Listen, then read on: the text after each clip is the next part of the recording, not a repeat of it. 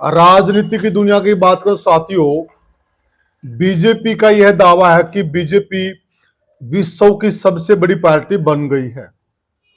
और इस दावे के पीछे क्या सच्चाइयां ये तो बीजेपी ही जाने। परंतु इतना जरूर कहा जा सकता है, आज हिंदुस्तान में सबसे ज्यादा भूभाग पर राज अगर किसी पार्टी का है तो वो बीजेपी का है। जब इतना बड़ा राज, इतना बड़ा क्षेत्र और इतने बड़े बड़े नेताओं की जमात और कार्यकर्ताओं की बहुत बड़ी फौज है जिस पार्टी के पास, तो उस पार्टी का जो राष्ट्रीय अध्यक्ष बने तो वह भी उतने ही विशाल व्यक्तित्व का धनी हो और सबको साथ लेकर चलने वाला हो। इसी माथापच्ची में लंबे समय से बीजेपी एक ऐसे चेहरे की तलाश में है जो चेहरा संगठन में भी फिट बैठता हो, सरकार के साथ भी ट्यूनिंग अच्छी हो और कहीं न कहीं जो बीजेपी पार्टी की जन्मजाता इकाई है आरएसएस, उस संस्था में भी वह फिट बैठता हो। आखिर ऐसा चेहरा कौन सा है? उस चेहरे पर आज हम चर्चा करने जा रहे हैं जो इतनी बड़ी पार्टी का राष्ट्रीय अध्यक्ष बनने जा रहा है। और उस दौड़ में कितने चेहरे हैं और वह कौन से क्षेत्र से आते हैं, सारी चर्चा के लिए हमारे साथ जुड़ गए हैं वरिष्ठ पत्रकार और राजनीतिक विश्लेषक प्रद्युमन जोशीला जी। प्रद्युमन भाई राम राम। राम राम जी, सभी दर्शकों को नमस्कार, राम राम। तो प्रद्युमन भाई देखिए, बीजेपी का राज आज हिंदुस्तान में सबसे ज्यादा भूभाग पर, इसमें कोई शक शुबा नहीं है जी। और निरंतर चुनाव जीतने वाली एक मशीन की तरह बन गई है पार्टी, इसमें भी कोई शक शुबा नहीं है जी। तो आपको क्या लगता है कि इस बार जो बीजेपी राष्ट्रीय अध्यक्ष बनाने में देरी कर रही है वह समय क्यों लग रहा है और क्यों इतना आत्मचिंतन हो रहा है, क्यों इतना आत्म मंथन हो रहा है, कहां पेच फंसा हुआ है? देखो, ऐसा है, जब कोई परिवार बहुत बढ़ जाए जी तो फिर उसमें जो लोग होते हैं उनकी भी महत्वाकांक्षाएं बढ़ती रहती हैं। बिल्कुल सही बात है। और परिवार के जो कुछ एक मुखिया टाइप के लोग हैं वो आगे किसको कमान देनी है उसमें कई बार बहुत माथापच्ची उनको करनी पड़ती है। जी जी। ये वही भारतीय जनता पार्टी है जो 2 सांसदों से शुरू हुई थी। ठीक बात। और एक वो दौर था इसमें कि अटल बिहारी वाजपेयी, लाल कृष्ण आडवाणी, अटल बिहारी वाजपेयी, लाल कृष्ण आडवाणी, ठीक बात। वहां तक पार्टी सोच रही थी। बिल्कुल। उसके बाद पार्टी में आगे मुरली मनोहर जोशी से लेकर के और वेंकैया नायडू तक कई नेता आए जी, चाहे वो राजनाथ सिंह हो। तो इस तरह से बहुत से नेताओं को समय समय पर बागडोर मिलती रही जी। लेकिन अब हालात और परिस्थितियां ये हैं कि भारतीय जनता पार्टी दुनिया की सबसे बड़ी पार्टी सदस्यों के हिसाब से बन गई है। जी जी। और उसके पीछे भी एक कारण है कि जो मिस कॉल का जो सिस्टम किया उसमें भी मुझे एक चीज और कहने में कोई संकोच नहीं है कि मान लो किसी आदमी ने मिस कॉल मार दी, वो सदस्य तो बन गया, लेकिन कोई ऐसा सिस्टम भी तो होना चाहिए कि अगर वो सदस्य ना बनना चाहे, भाई मैं तो अब नहीं रहना चाहता इस पार्टी में, हाँ, तो कोई रिवर्स गियर भी तो होना चाहिए ना। हाँ बिल्कुल। जैसे गाड़ी को बैक जब करते हैं तो रिवर्स भी तो आता है। मतलब मिस कॉल जैसे 2 दे दो, हाँ, तो फिर वो नहीं माना जाएगा। हाँ, नहीं 2 दे दो, हाँ, उसमें कुछ ना कुछ ऐसा सिस्टम होना चाहिए, होना चाहिए ना। 2 दे दो या फिर कोई और नंबर जारी करें, और नंबर इस नंबर पर जो मिस कॉल करेगा वो हमारा जो सदस्य कट जाएगा। अब उसमें तो किसी ने, आजकल तो ऐसा सिस्टम हो रहा है लोग फोन लेके भी कर देते हैं। हमने पीछे देखा अभी जो हरियाणा प्रदेश में सदस्यता अभियान चल रहा था तो किस तरह से किसी को कपों का लालच दिया जा रहा है, कहीं जो है कोई लालच दिया जा रहा है और उससे जो है वो मिस कॉल मार रहे हैं लोग। बिल्कुल। तो उसमें कहीं ना कहीं ये कहा जा सकता है कि बाहर निकालने का भी कोई सिस्टम होना चाहिए। बहरहाल वो अलग बात है, चलो वो पार्टी का अपना एजेंडा अपने। अब जो हालात है वो ये है क्या बीजेपी का कुनबा बहुत बढ़ चुका है। बिल्कुल सही बात है। पिछली 3 लगातार योजनाओं से देश में सरकार है, सही बोला, और 3 में से 2 बार प्रचंड बहुमत से सरकार आई जी बिल्कुल। और इस बार भी ठीक है बहुमत से कम है लेकिन मोदी जी तीसरी बार फिर बन गए जी। तो और जवाहरलाल नेहरू के बाद दूसरे प्रधानमंत्री हैं हिंदुस्तान के, आजाद हिंदुस्तान के, जो तीसरी बार लगातार प्रधानमंत्री बने हैं। और अब जिस बात का है मेन रोड़ा वो है कि अगला प्रदेश राष्ट्रीय अध्यक्ष कौन हो। जी। उससे पहले दर्शकों को एक चीज मैं और बताना चाहूंगा कि भारतीय जनता पार्टी का जो संविधान है उसके मुताबिक हर 3 साल में नया राष्ट्रीय अध्यक्ष बनना होता है। ठीक है। नया जिला प्रधान 3-3 साल की कंडीशन है। और उसमें एक चीज ये भी है कि कोई भी आदमी कोई भी नेता 2 बार लगातार बन सकता है, यानी 6 साल के लिए कोई रह सकता है, उसके बाद नहीं रह सकता। लेकिन जेपी नड्डा जी को 3 साल के लिए बनाया गया था। 2023 के जनवरी में उनका कार्यकाल पूरा हो जाता। बिल्कुल। लेकिन उसके बाद चूंकि 24 में फिर लोकसभा के चुनाव थे जी। तो पार्टी के शीर्ष नेतृत्व ने भी ये कहीं ना कहीं समझा कि अब अगर अचानक हम राष्ट्रीय अध्यक्ष बदलेंगे तो फिर वो संभाल पाएगा नहीं संभाल पाएगा, कई चीजें होती हैं। कई बार कार्य प्रणाली समझने में समय लगता है। बिल्कुल। भाई जब तक वह कार्य प्रणाली समझेगा तब तक सिर पे चुनाव आ चुके हैं। लेकिन उसके बाद ऐसा हुआ कि वो चुनाव भी चला गया, 1 साल और होने को होगी, अब 5 साल हो गए नड्डा साहब को। और लगातार हम ये देख रहे हैं कि लोकसभा चुनाव के तुरंत बाद से जी, यानी जुलाई के महीने से लगातार इस तरह की चर्चाएं हैं कि कभी भी राष्ट्रीय अध्यक्ष का ऐलान हो सकता है। उसके लिए बाकायदा बूथ अध्यक्ष, मंडल अध्यक्ष, इस तरह से जिला प्रधान, ये सब कार्यक्रम चल रहे हैं बीजेपी के। बिल्कुल। लेकिन हर बार कोई ना कोई चुनाव आ जाता है, फिर पार्टी सारी चुनाव में बिजी हो जाती है। ठीक बात है। पहले हरियाणा में आ गया, महाराष्ट्र में आ गया, जम्मू कश्मीर में आ गया, झारखंड में आ गया, अब दिल्ली में आ गया, अब निकाय चुनाव आ गए, फिर जो है सरकार सारा जो है बिजी हो जाती है। अब ऐसा लग रहा है कि होली के आसपास, पहले तो दिवाली के आसपास लग रहा था जी, लेकिन चूंकि तब हरियाणा में और जम्मू कश्मीर में चुनाव थे, वो नहीं कर पाए। अब ऐसा लग रहा है कि होली के आसपास भारतीय जनता पार्टी अपना नया राष्ट्रीय अध्यक्ष चुन लेगी और वो देश की जनता के सामने दे देगी।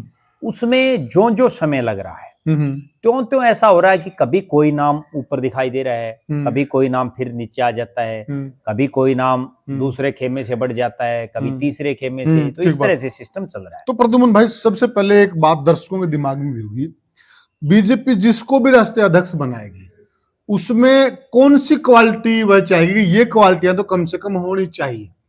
देखो, भारतीय जनता पार्टी को सबसे मजबूत तो ये चाहिए कि वो अनुशासन को पार्टी में कायम रख सके। ठीक बात, क्योंकि अनुशासन से ही सारा सिस्टम चलता है और अनुशासन से ये पार्टी इतने आगे आई है। बिल्कुल। और अनुशासन की वजह से कांग्रेस इतने पीछे गई।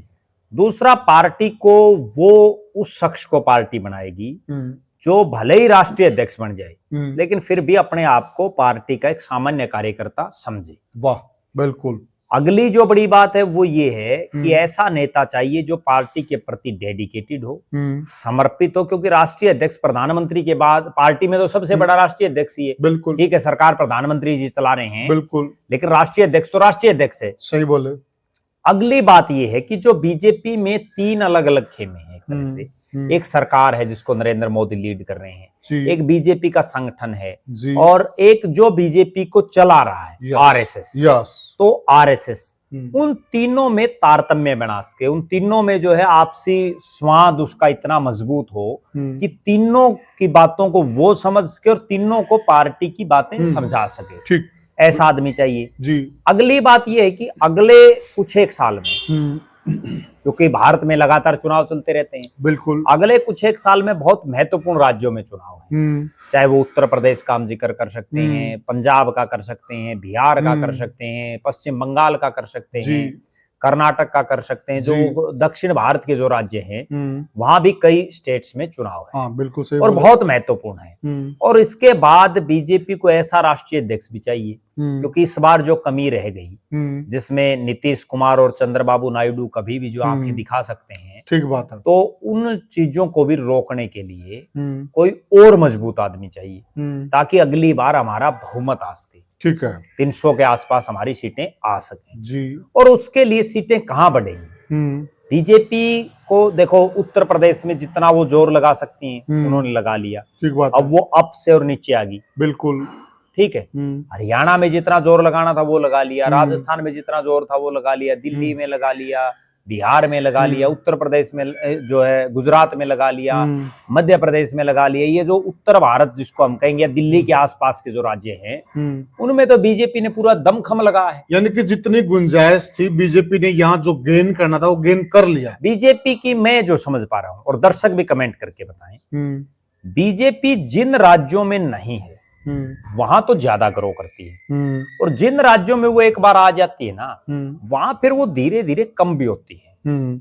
अब उत्तर प्रदेश में भले ही योगी आदित्यनाथ फिर सरकार बना ली हो, लेकिन आज एमपी देखो आप, समाजवादी पार्टी के कितने हैं, बीजेपी कहाँ आ गई। ठीक है, उसी तरह से हरियाणा में आप देख लो, 10 पे से 5 पे आगे, हाथ हो गया मामला। राजस्थान में आप देख लो, मतलब कहीं भी ऑल ओवर जहां ये नहीं है वहां तो यहाँ बहुत जल्दी आ जाते हैं, लोग इनको एक्सेप्ट कर लेते हैं। और उसके पीछे भी एक कारण ये है कि इनमें भाषण की जो शैली है ना, लोगों को ये अपने सम्मोहित कर लेते हैं। जैसे वो नहीं कहते कि वे बाबा जो है, कोई भी बाबा हो तो वो कोई ऐसी चुटकी मार देता है या ऐसा कुछ दे देता है और वो लोग सम्मोहित हो जाते हैं। ठीक है, तो इसी तरह से ये भी कुछ ना कुछ ऐसा कर लेते हैं। वो भाषण के माध्यम से, जो भाषण कला है बीजेपी की के नेताओं की, उससे जो है वो अपनी तरफ आकर्षित करते हैं। अब इनके पास जो एक ऑप्शन है, जो एक विकल्प है, जहां ये अगली बार अपनी सीटें बढ़ाने का प्रयास करेंगे, कोशिश इन्होंने इस बार भी की थी, लेकिन इस बार ये कामयाब नहीं हो पाए उस स्तर पर, वो है दक्षिण भारत। ठीक है, पश्चिम बंगाल से लेकर के, चाहे पश्चिम बंगाल हो, उड़ीसा हो, आंध्र प्रदेश हो, कर्नाटक हो, तेलंगाना हो, केरल हो, तमिलनाडु हो, और यहां से आते आते हम गोवा, महाराष्ट्र तक जो है ये कोशिश ये करेंगे कि जितनी ज्यादा से ज्यादा इनकी सीटें बढ़ सकें, उतनी सीटें बढ़े। और उसके लिए अगला जो राष्ट्रीय अध्यक्ष है, वो हालांकि उत्तर भारत के और मध्य भारत के कई राज्यों के बड़े नेताओं के नाम चल रहे हैं राष्ट्रीय अध्यक्ष के लिए, जिनमें अगर मुख्य रूप से हम देखें तो हमने पहले भी चर्चा की थी कि हरियाणा के पूर्व मुख्यमंत्री और जो वर्तमान में केंद्र में मंत्री मनोहर लाल खट्टर जी का बड़े जोर शोर से नाम चल रहा है। बिल्कुल चल रहा है। शिवराज सिंह चौहान जो मध्य प्रदेश के पूर्व मुख्यमंत्री और वर्तमान में कृषि मंत्री, उनका नाम चल रहा है जी। और जो भूपेंद्र यादव हैं जी, राजस्थान से एमपी हैं, केंद्र में मंत्री हैं, राष्ट्रीय महासचिव रहे, बहुत बड़े पद पर रहे हैं जी, उनका भी बड़ी जोर शोर से नाम चल रहा है। बिल्कुल। और इन तीन के अलावा एक बड़ा नाम चल रहा है सुनील बंसल का, जी, वो भी राजस्थान से आते हैं। तो ये जो है उत्तर और मध्य भारत के राज्यों से ये तमाम नेता आते हैं। इनके इतर, क्योंकि इन पर हम कई बार पहले भी चर्चा कर चुके हैं।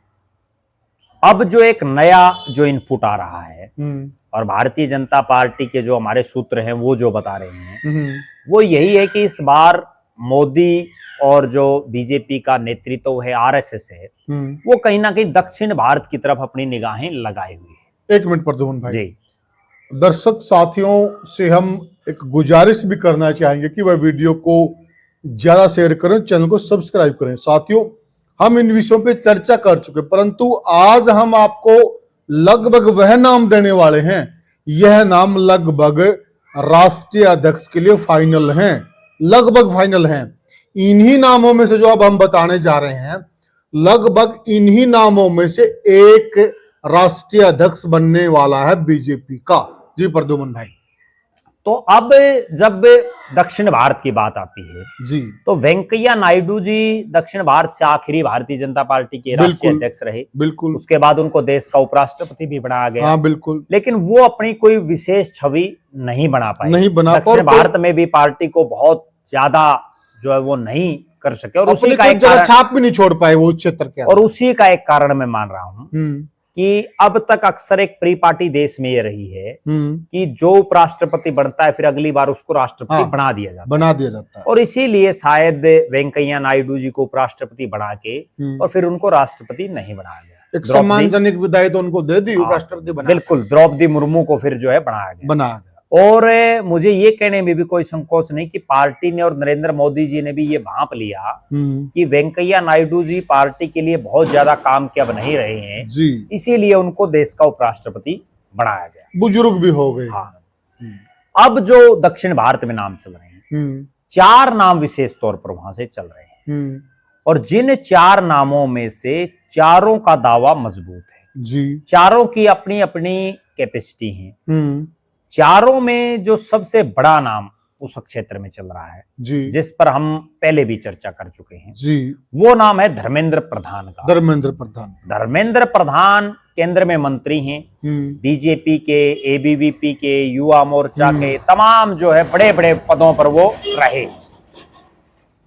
वो बड़े बड़े पदों पर रहे हैं जी, और उड़ीसा से आते हैं। बिल्कुल। भारतीय जनता पार्टी ने उनको कई राज्यों में प्रभारी के तौर पर भी जिम्मेदारी दी है, बिल्कुल सही बात। और उन्होंने कामयाबी भी पार्टी को हासिल करके दिलाई। धर्मेंद्र प्रधान मोदी जी के भी बड़े खास हैं, और आरएसएस के संघ के नेताओं के साथ भी उनकी अच्छी खासी बनती है। फिट चेहरा है ये, वो फिट चेहरा युवा भी है।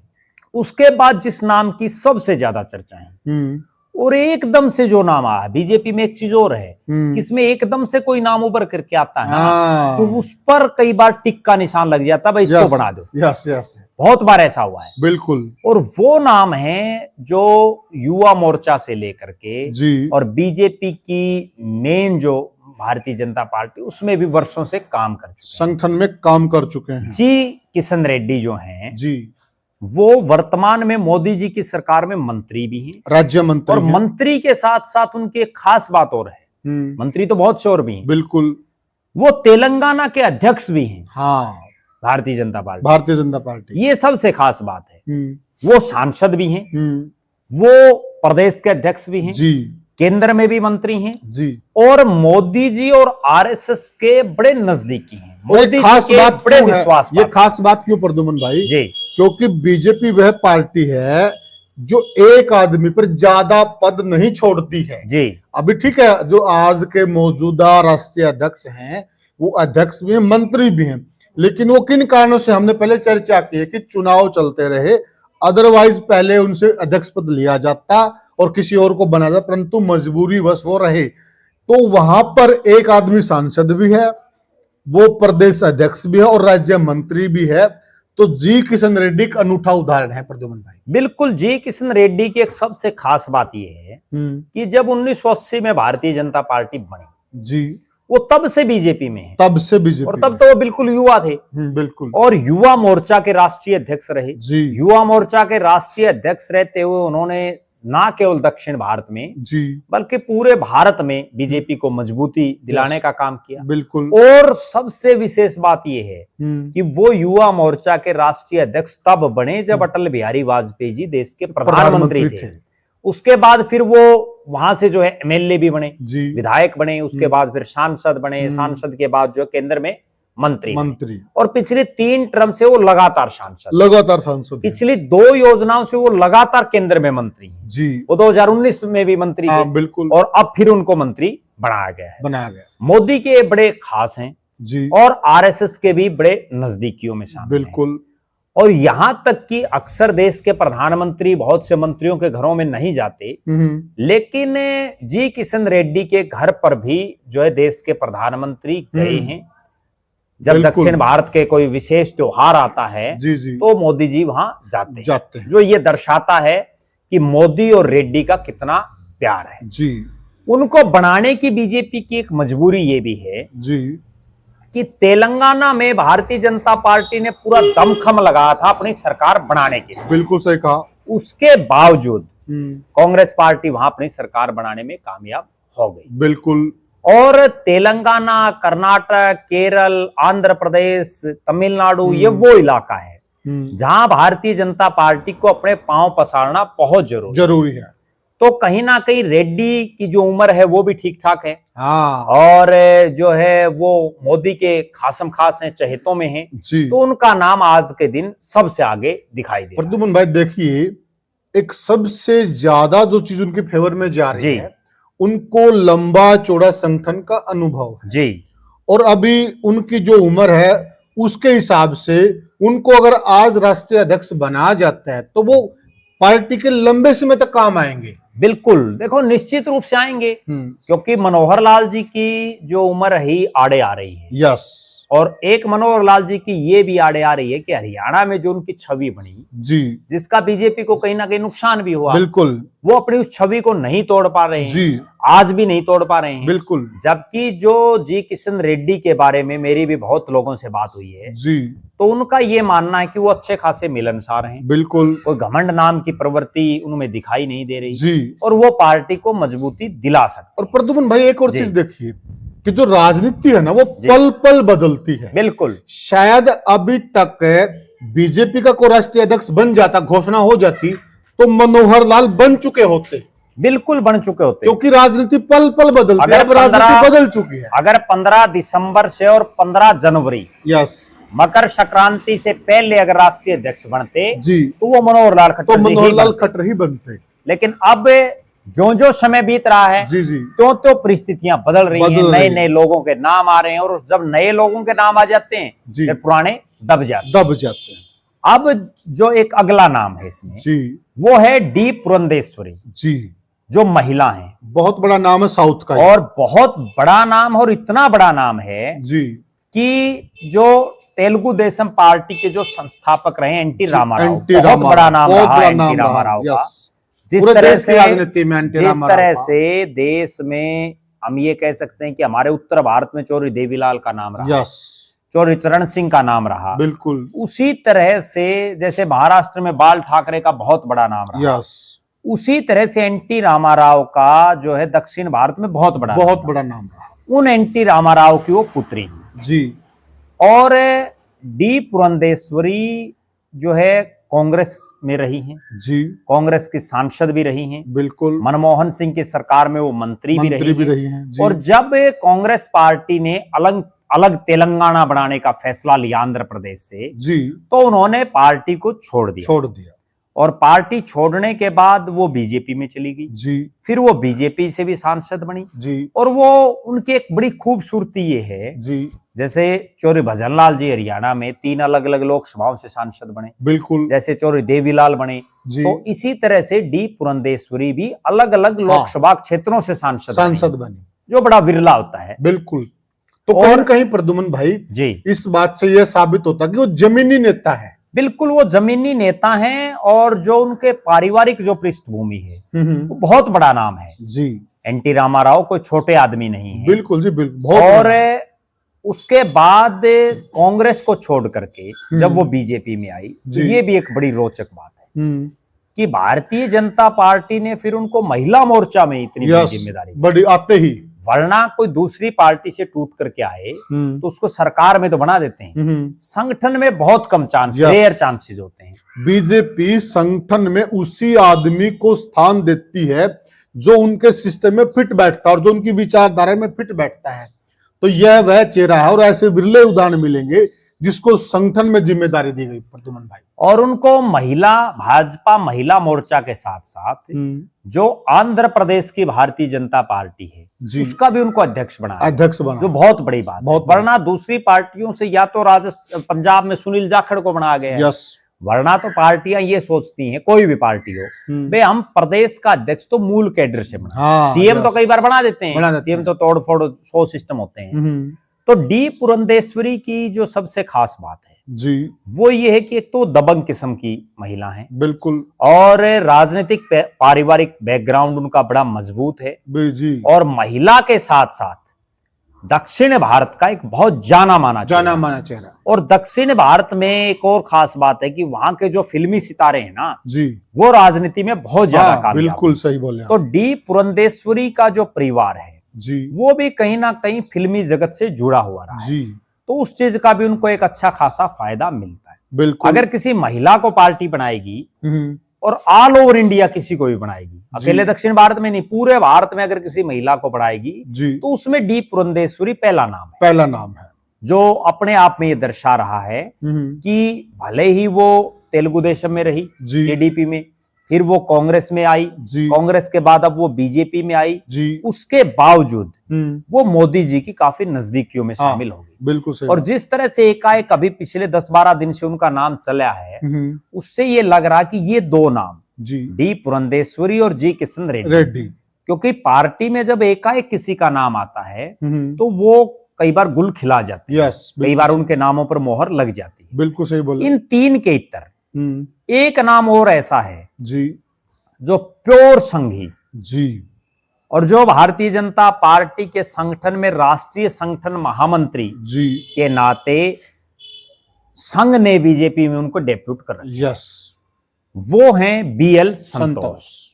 बीएल संतोष भारतीय जनता पार्टी के नेताओं में अच्छे खासे लोकप्रिय भी हैं। बिल्कुल सही कहा। संघ की पृष्ठभूमि से जो नेता आता है ना, बिल्कुल, वो अक्सर आम कार्यकर्ताओं से, आम नेताओं से बहुत कम मिलते हैं। यस, क्योंकि खट्टर साहब के साथ भी यही समस्या थी जी, जी, कि वो आरएसएस की पृष्ठभूमि के थे, इसलिए यस। वो बहुत सा लोगों को नहीं वो करते थे, इग्नोर कर देते थे। बिल्कुल, और जब नायब सैनी बने तो वो लोगों से मेल मिलाप रख रहे हैं। यस, तो वही चीज है, लेकिन उसके बावजूद बीएल संतोष ये कर्नाटक से आते हैं।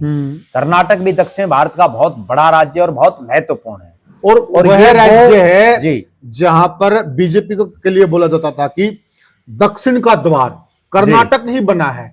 अगर बीजेपी की दक्षिण के किन्हीं राज्यों में सरकार आई तो वो कर्नाटक है। निश्चित रूप से जो है बीएल संतोष जी उस समय वहां संगठन के महामंत्री भी रहे। बिल्कुल, और जो येदुरप्पा जी हैं, जी। बहुत बड़ा नाम रहा उनका भी। बिल्कुल, येदुरप्पा की अगुवाई में वहां भारतीय जनता पार्टी की सरकार बनी। जी, हालांकि अब वहां कांग्रेस का राज है, जी, लेकिन उसके बावजूद भारतीय जनता पार्टी की एक कोशिश है कि, क्योंकि कर्नाटक में भी अब आगे चुनाव होंगे, बिल्कुल, कर्नाटक जैसे राज्यों में जो उनकी जमीन खिसक गई जी, उसको वापस ले आया जाए, जी, और उसमें बीएल संतोष एक चेहरा हो सकते हैं। बिल्कुल, ये जितने नेताओं की हम चर्चा कर रहे हैं, जी, इनमें बीएल संतोष एक मायने में बाकियों से ऊपर दिखाई दे रहे हैं।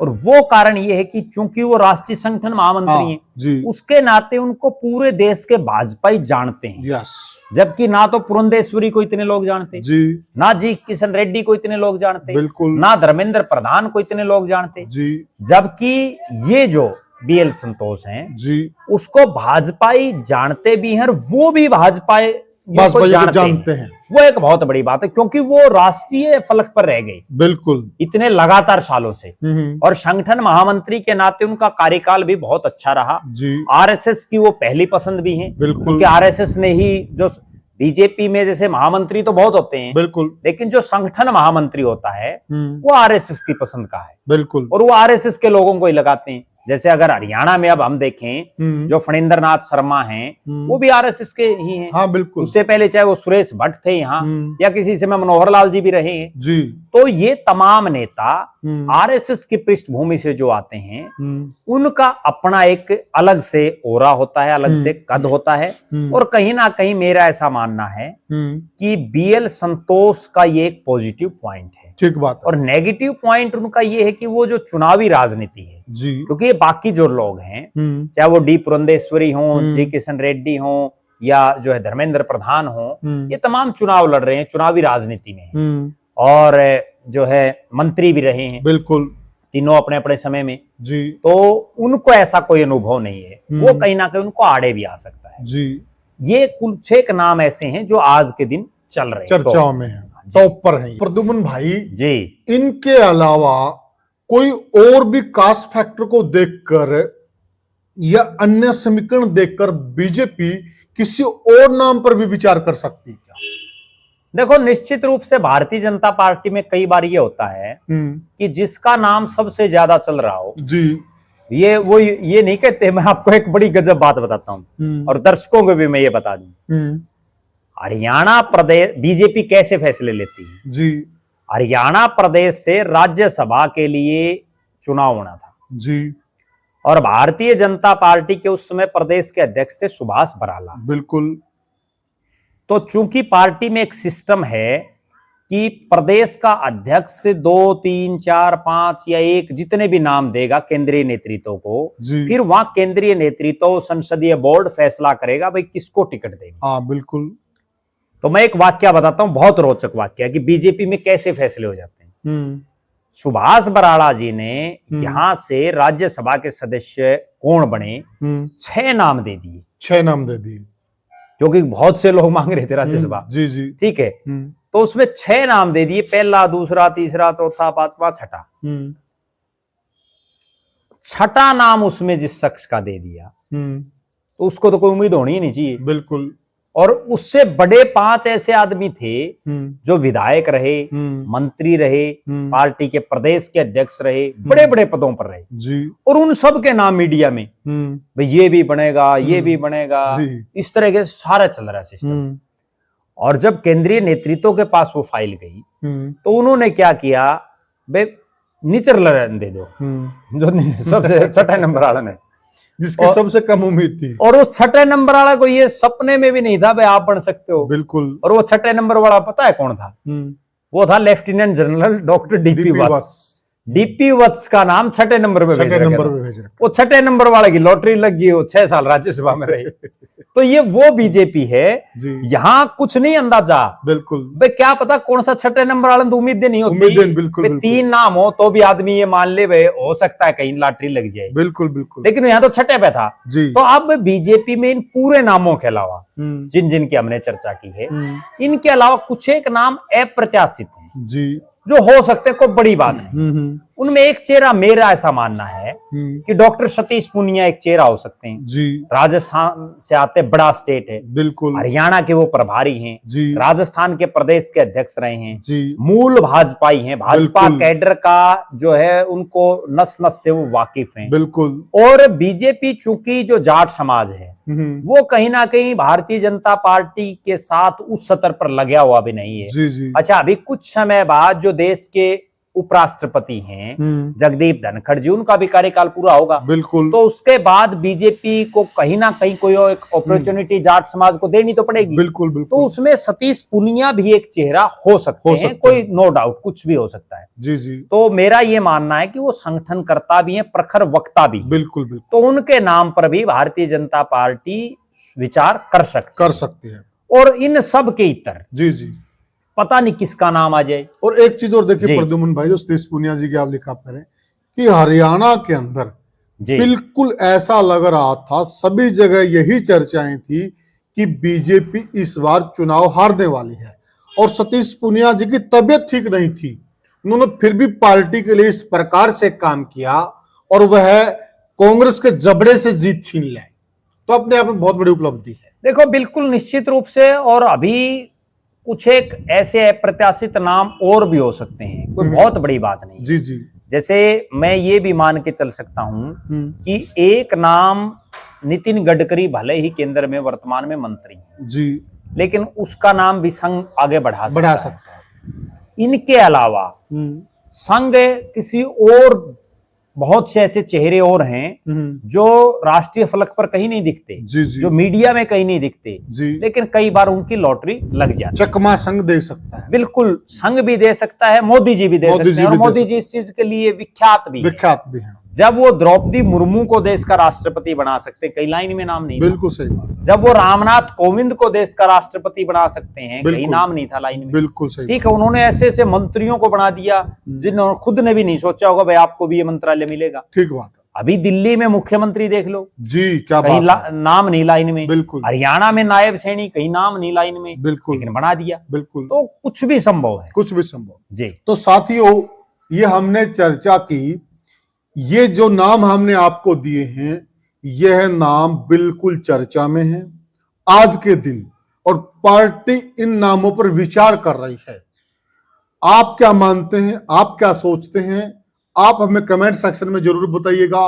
और वीडियो को ज्यादा से शेयर कीजिएगा और चैनल को सब्सक्राइब कीजिएगा। बड़ा सवाल यह कि आप क्या मानते हैं कि कौन सा ऐसा चेहरा है जो बीजेपी को और आगे लेकर जा सकता है। तो साथियों, फिर मिलेंगे किसी और वीडियो में, तब तक के लिए राम राम।